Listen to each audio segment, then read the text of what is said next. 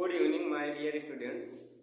आज हम आप लोगों को फर्स्ट ऑर्डर रिएक्शन क्या है और इसके डेरिवेशन और इसके लक्षण के बारे में पढ़ाने जा रहे हैं। मेरा आप सभी लोगों से ये निवेदन है कि मेरे चैनल को ज़्यादा से ज़्यादा सब्सक्राइब कर दें और कोशिश कर दें कि सब्सक्राइब हो जाए, जिससे हम आप लोगों से लाइव के रूप में जुड़ सकें, लाइव वीडियो से जुड़ सकें। देखेंगे फर्स्ट ऑर्डर रिएक्शन क्या होती है। वह रासायनिक अभिक्रिया जिसमें अभिक्रिया की दर किसी एक अभिकारक की सांद्रता के घात के समानुपाती होती है, प्रथम कोटि की अभिक्रिया कहलाती है। ऐसे भी ले सकते हैं कि वह रासायनिक अभिक्रिया जिसमें अभिक्रिया की दर या अभिक्रिया का वेग किसी एक अभिकारक के सांद्रता पर निर्भर करता है, उसे प्रथम कोटि की अभिक्रिया कहते हैं। फॉर एग्जाम्पल, अमोनियम नाइट्रेट का वियोजन NH4 NO2, यह टूट जाएगा N2 प्लस 2H2O। इस रासायनिक अभिक्रिया में अभिक्रिया की जो दर है dx/dt, ये समानुपाती होती है अमोनियम नाइट्रेट की सांद्रता पर, इसीलिए इसे हम प्रथम कोटि की अभिक्रिया कहते हैं। नेक्स्ट एग्जांपल आता है, पॉइंट नंबर दूसरा एग्जांपल आता है, एथिल एसीटेट का जल अपघटन, फॉर्मूला होता है CH3। एथिल एसीटेट का जल अपघटन फॉर्मूला होता है CH3 C2H5 C2H5। जब इसका अम्लीय माध्यम में जल अपघटन किया जाता है, तो ये टूट जाता है acetic acid CH3COOH plus ethyl alcohol में C2H5OH में टूट जाता है। इस अभिक्रिया में अभिक्रिया की दर केवल एथिल एसीटेट की सांद्रता पर निर्भर करती है, अर्थात dx/dt समानुपाती ethyl acetate CH3COO C2H5 into हो जाता है H2O की पावर 0 हो जाती है। इस अभिक्रिया में केवल एथिल एसीटेट की सांद्रता पर निर्भर करने के कारण यह प्रथम कोटि की अभिक्रिया होती है। नेक्स्ट एग्जांपल आता है आपका सुक्रोज का जल अपघटन। सुक्रोज ले लेते हैं C12H22O11 प्लस H2O। अम्लीय माध्यम में इसका जल अपघटन करते हैं तो इसमें दो मॉलिक्यूल बनते हैं। एक बनता है ग्लूकोज C6H12O6, ये बन जाता है ग्लूकोज बनता है, और ये बेटा बन जाता है फ्रक्टोज C6H12O6 बन जाता है, ये हमारा बन जाता है फ्रक्टोज बन जाता है। इस अभिक्रिया में अभिक्रिया की जो दर है वो dx/dt समानुपाती होती है सुक्रोज की सांद्रता पर C12H22O11 इंटू हो जाता है H2 की पावर 0 हो गई। अतः ये सारी अभिक्रियाएं जो होती हैं वो प्रथम कोटि की अभिक्रियाएं होती हैं। इन अभिक्रियाओं में अभिक्रिया की दर केवल अभिक्रिया का जो वेग होता है किसी एक अभिकारक के सांद्रता के प्रथम घात के समानुपाती होता है, अतः इन्हें प्रथम कोटि की अभिक्रिया कहते हैं। प्रथम कोटि की अभिक्रिया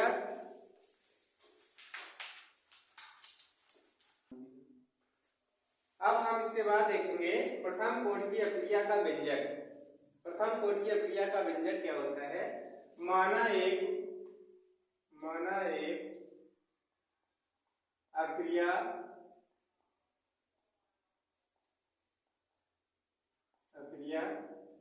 A gives out product।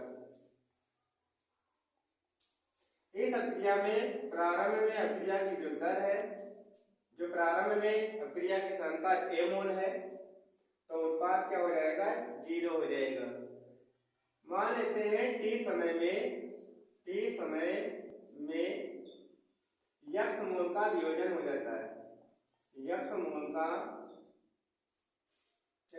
वियोजन हो जाता है,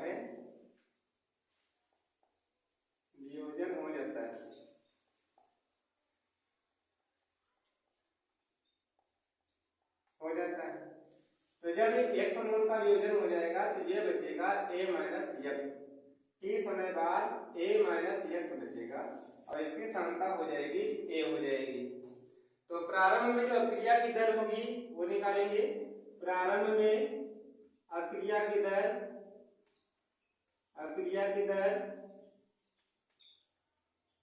dx अपान dt समानुपाती हो जाएगा a हो जाएगा और इसकी सांख्यता कितनी है a है, तो ये स्मॉल a हो जाएगा, स्मॉल a हो जाएगा। t समय बाद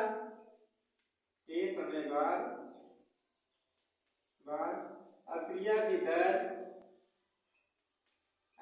की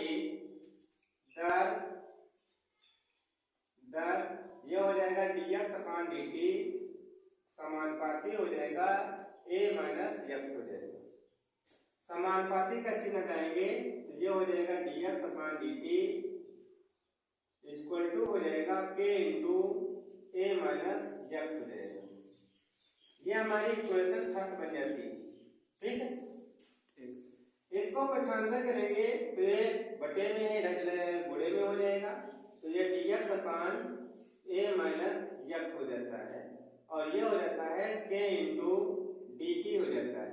यहाँ पे ये k क्या है, ये वेग स्थिरांक है। k हमारा जो होता है ये वेग स्थिरांक होता है, ये वेग स्थिरांक है, k हमारा वेग स्थिरांक है। अब इंटीग्रेशन ले लेते हैं, दोनों पक्षों में इंटीग्रेशन ले लेते हैं। इक्वेशन नंबर ये सेकंड हो जाती है।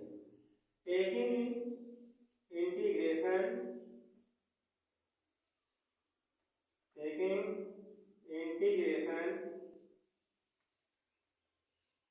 इन बोथ साइड,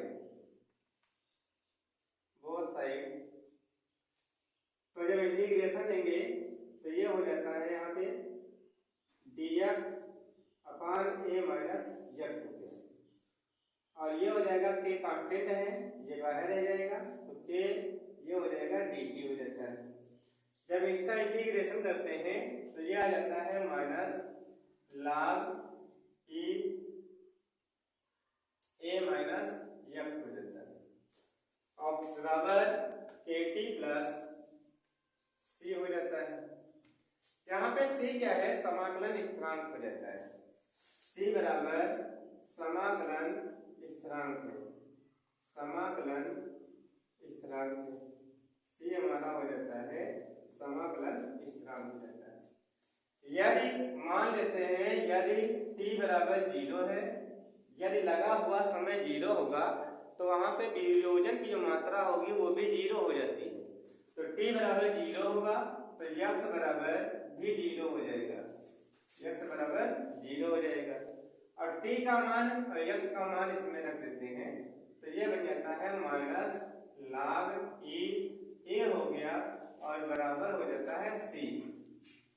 अब c का मान समीकरण इसको मान लेते हैं थर्ड, c बराबर माइनस log e a समीकरण थर्ड में रखने पर, समीकरण थर्ड में रखने पर, समीकरण थर्ड में रखने पर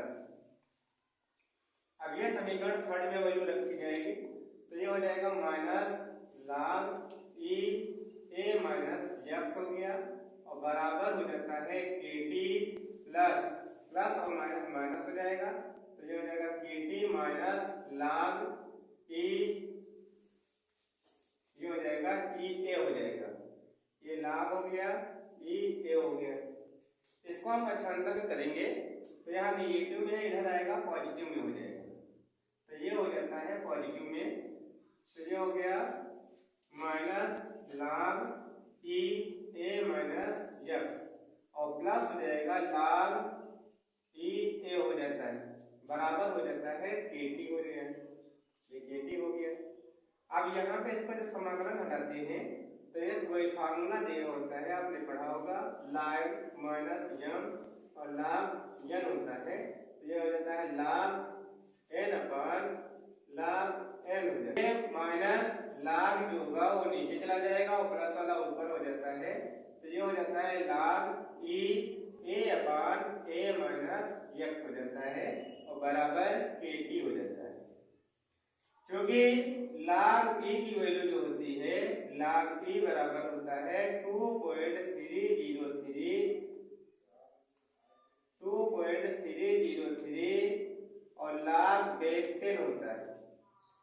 log E की वैल्यू इसमें रख देते हैं तो ये हो जाता है 2.303 और ये log हो गया log base 10 A/A minus x हो जाता है बराबर हो जाता है KT हो गया।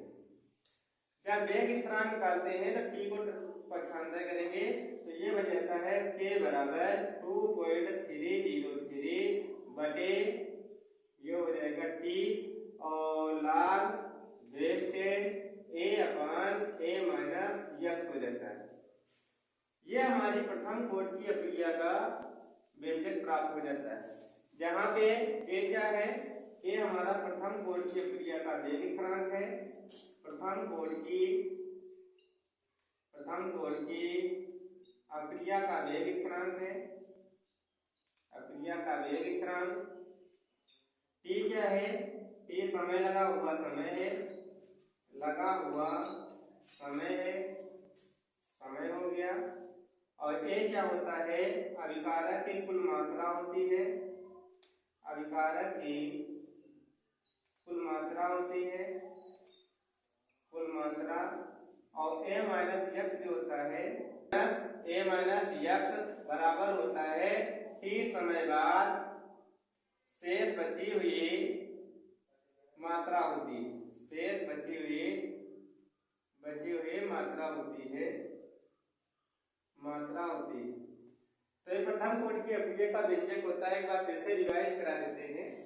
माना एक अभिक्रिया दे रखी है, एक विकसाउट प्रोडक्ट जिसका प्रारंभ में अभिकारक की सांद्रता दे रखी है A मोल, तो ये हो जाएगा 0 हो जाएगा।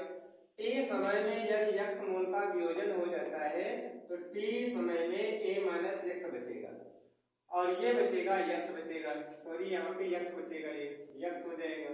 तो प्रारंभ में अभिक्रिया की जो दर होती है तो वो dx/dt समानुपाती A हो जाएगा और T समय बाद अभिक्रिया की जो दर आएगी तो dx/dt समानुपाती A माइनस x हो गया।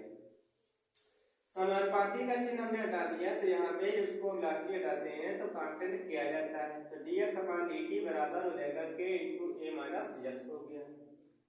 इसको हम पक्षांतर कर लेंगे क्योंकि इंटीग्रेशन लेना है तो ये हो गया dx/dt को हम dt जो होगा उधर जाएगा तो ये बटे में है, इधर जाएगा गुणे में हो जाएगा। A माइनस x नीचे आ गया, ये हो गया गुणे में चला गया। अब समीकरण सेकंड को हम इंटीग्रेशन कर लेते हैं तो इंटीग्रेशन dx/A माइनस x बराबर K × dt हो गया। जब इंटीग्रेशन करते हैं तो ये बचता है minus log E A minus x बराबर KT प्लस C, जहाँ पर C क्या है, समाकलन स्थिरांक है। यदि T समय यदि लगा हुआ 0 है, समय जो लगा हुआ 0 है तो x बराबर भी 0 हो जाता है। इन दोनों की वैल्यू हम उठा के इसमें रख देते हैं तो ये बन जाता है C बराबर माइनस log E हो गया। क्यों, क्योंकि T बराबर 0 हो गया तो ये पूरा 0 हो जाएगा, E x बराबर 0 हो गया तो ये 0 हो गया तो बचेगा माइनस log E A बराबर C। C बराबर माइनस log E A समीकरण थर्ड में रखने पर इसका वैल्यू रख देते हैं तो ये वैल्यू रखेंगे तो इक्वेशन ये आ जाएगी। ये यहाँ पे निगेटिव है, इधर आएगा तो पॉजिटिव हो जाएगा। इसको हम सही करेंगे तो ये log E हो जाएगा A/A माइनस x बराबर KT हो गया। log E की वैल्यू होती है 2.303 log base 10 हो गया तो इसकी वैल्यू उठा के रखेंगे तो ये हो जाएगा log 2.303 log base 10 A/A minus x बराबर KT हो गया। अब ये T को हम इधर पक्षांतर करते हैं तो ये बटे में रहता है तो K बराबर 2.303 बटे T log base 10 हो गया A/A माइनस x हो जाता है। जहां पर अभिक्रिया K जो होता है प्रथम कोटि की अभिक्रिया का वेग स्थिरांक है, T जो है लगा हुआ समय है, A जो है अभिकारक की कुल मात्रा है, सांद्रता है, अभिकारक की कुल सांद्रता है और A माइनस x जो है T समय बाद शेष बची हुई मात्रा है।